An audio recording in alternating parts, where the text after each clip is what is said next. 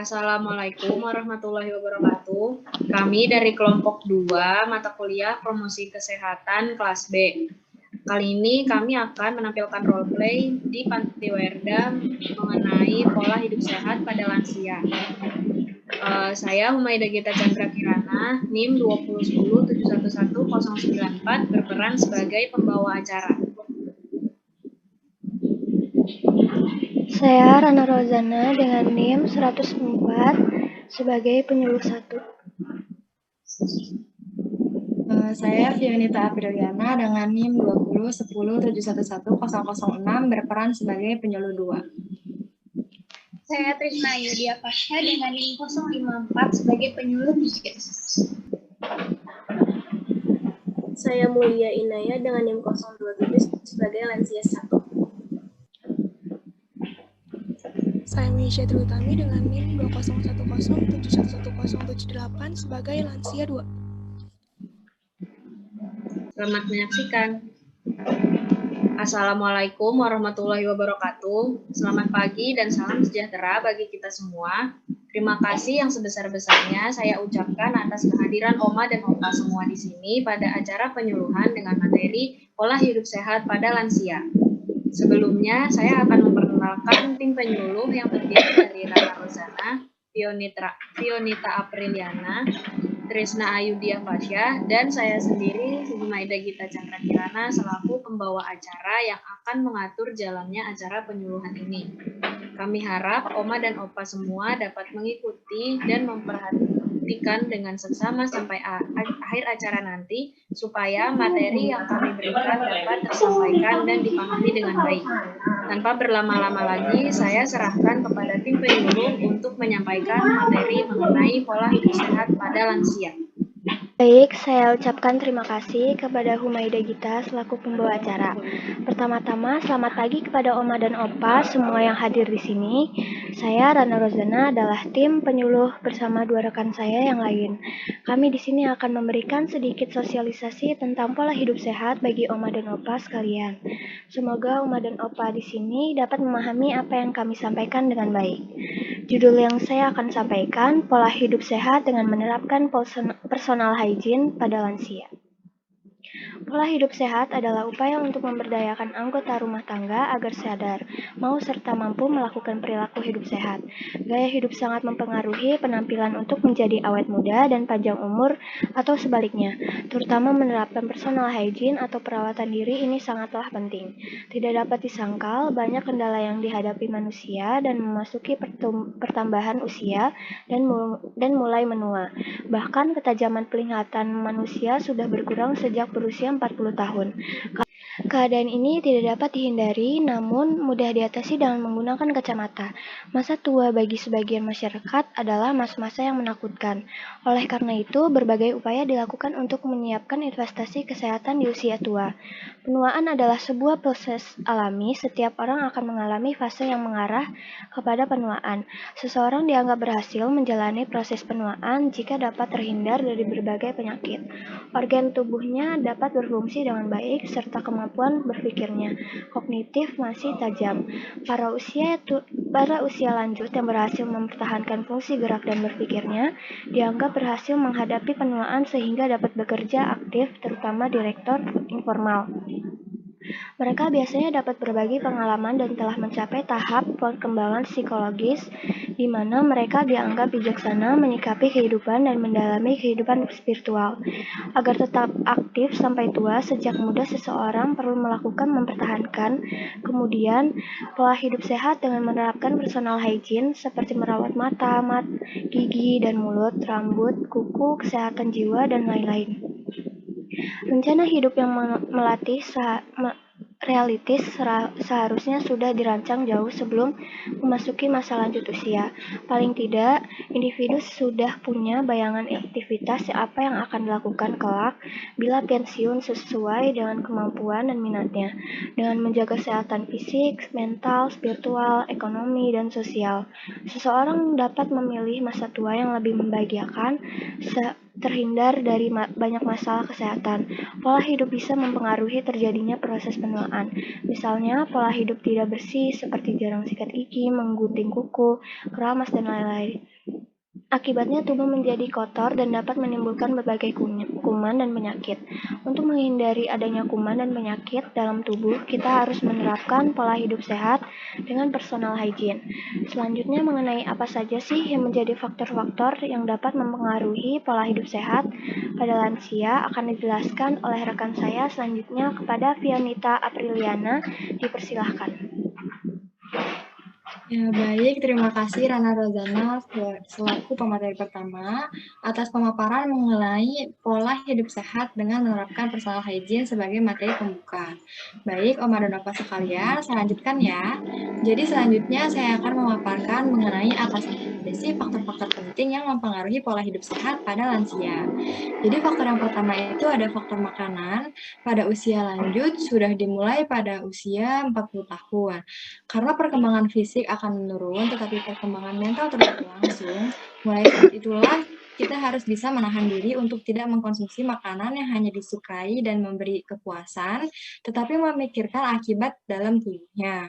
Bagi lansia, sebaiknya mengkonsumsi makanan seperti sayuran segar yang dicuci bersih dengan pestisida, buah segar, tahu, tempe, dan yang lainnya. Terutama hati yang banyak mengandung gizi seperti kalsium, fosfor, zat besi, vitamin A, B1, B2, B12, dan vitamin C. Lalu faktor yang selanjutnya ada faktor istirahat. Istirahat yang cukup sangat dibutuhkan dalam tubuh kita.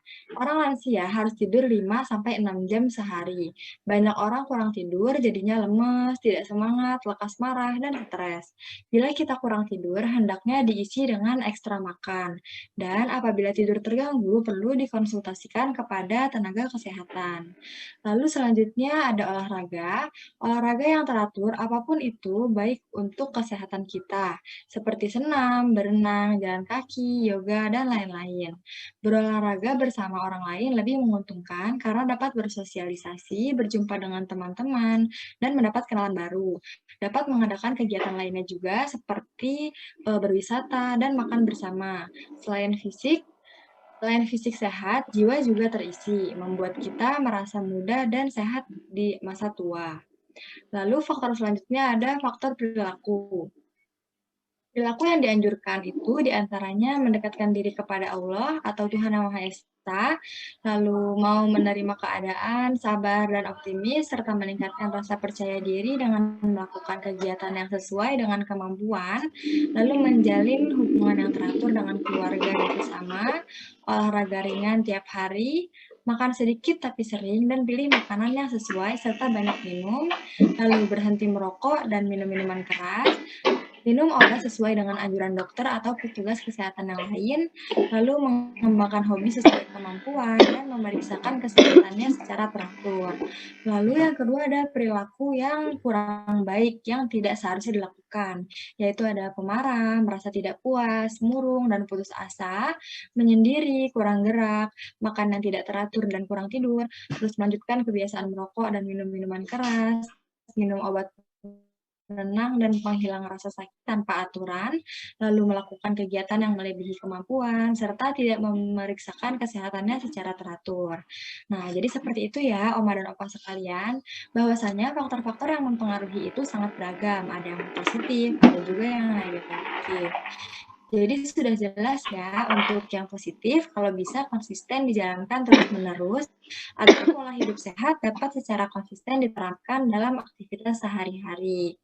Lalu untuk yang selanjutnya akan saya serahkan pemaparan materi terakhir mengenai seberapa penting sih menjalankan pola hidup sehat ini dan manfaat yang didapatkan apabila kita dapat konsisten menjalaninya.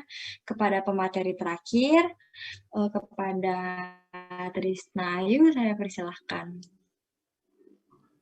Terima kasih, Via.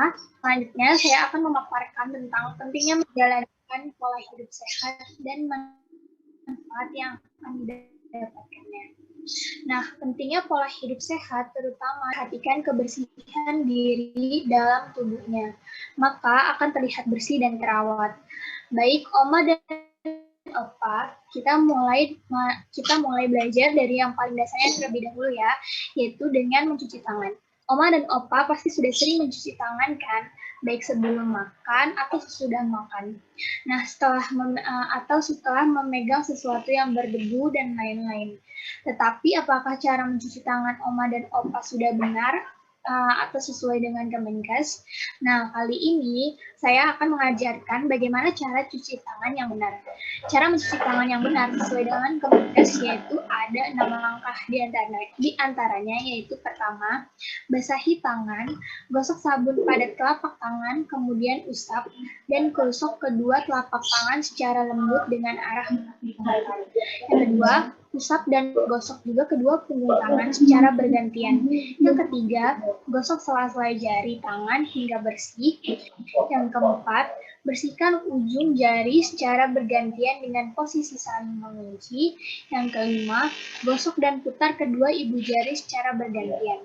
Yang keenam, letakkan ujung jari ke telapak tangan, kemudian gosok perlahan. Lalu bilas dengan air bersih dan kering tangan. Nah, di antara manfaat yang bisa didapatkan dengan menerapkan pola hidup sehat pada lansia adalah hidup akan menjadi lebih takwa dan tenang, tetap ceria dan mengisi uang, keberadaannya tetap diakui oleh keluarga dan masyarakat, kesegaran terpelihara, terhindar dari kegemukan atau kekurusan, dan penyakit yang berbahaya di masa tua, seperti penyakit jantung, paru-paru, kanker, yang dapat dicegah, lalu mencegah keracunan obat dan efek samping yang lainnya. Lalu kita juga dapat mengurangi stres, kecemasan, dan membuat kita awet muda ya Oma-Opa. Nah, hubungan harmonis juga tetap terpelihara.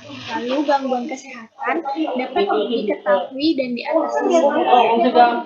Baik, untuk terakhir mungkin itu saja yang dapat saya sampaikan. Kurang dan lebihnya saya mohon maaf. Selanjutnya saya kembalikan kepada pemandu acara. Baik, wah menarik ya pemaparan materi dari ketiga penyuluh kita ini. Oma dan Opa sekarang jadi mengetahui kiranya bagaimana pola hidup sehat yang langsung dapat dipraktikkan dalam kehidupan sehari-hari. Selanjutnya kita masuk ke dalam sesi tanya jawab. Adakah dari Oma dan Opa semua yang ingin bertanya? Jika ada, boleh silakan dihidupkan mikrofonnya dan sebutkan nama serta pertanyaannya ya. Saya Mulia Inaya mau bertanya. Apa yang akan terjadi jika penerapan personal hygiene tidak baik atau tidak sesuai?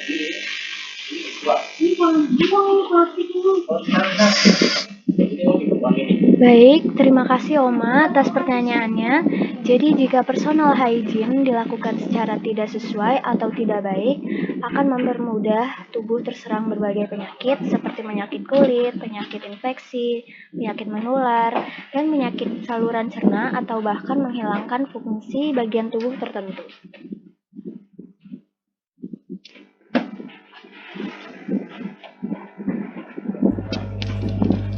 Selanjutnya, saya ingin bertanya.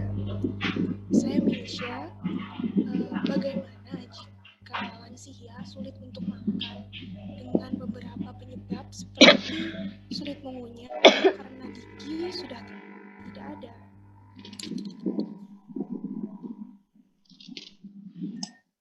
Ya, baik.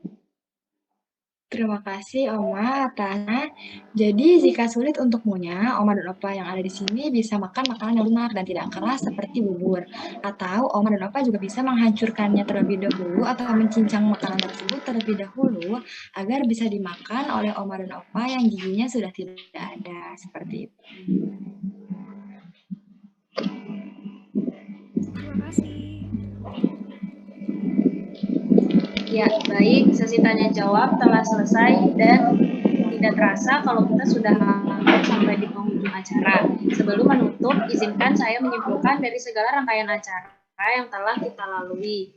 Bahwasanya menerapkan pola hidup sehat itu penting halnya diterapkan terutama bagi lansia atau seseorang yang telah berumur 40 tahun ke atas.